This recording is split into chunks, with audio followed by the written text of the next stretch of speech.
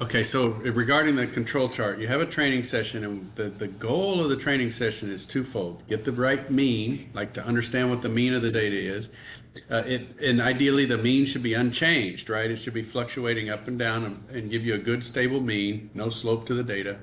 So we want a stable mean, but we're also trying to determine the standard deviation, how much it fluctuates. And it's almost more important than the mean.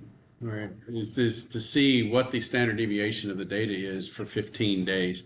And if you have an outlier, if it's a true outlier and it's like 5 sigma away, that's really far off. If it's just 2 sigma away, like right at 2 sigma away, there's at least a 1 in 20 chance that can happen. So in 15 days, you probably, would have one. It's more likely than not that you would have one outlier. If you're having 2 or 3, then it's saying something about the variability of the data. So we want to keep those. They're not really outliers. They're part of the variability in the data, so we want to keep those. If you just have one, see how far it is from the mean. If it's right at 2 sigma from the mean, I would keep it. If it's 3 or 4 or whatever, then your probability of that being part of the standard deviation is really low. In fact, Z, you can look up Z and you can figure out what the probability is using a Z table.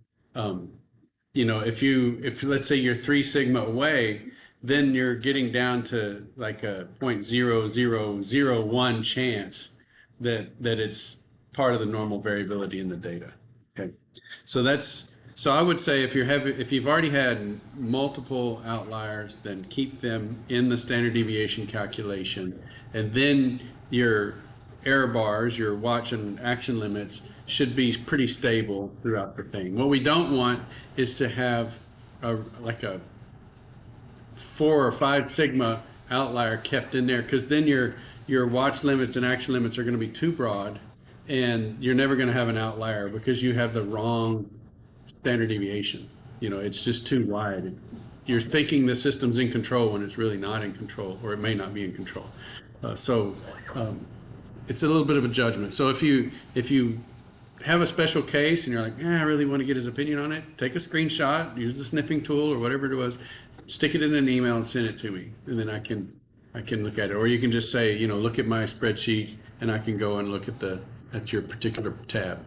So that's, again, it's not an easy say, if you have an outlier, just cut it, because if it's right at 2 sigma, then it's probably not an outlier. If it's 4 sigma, it is an outlier.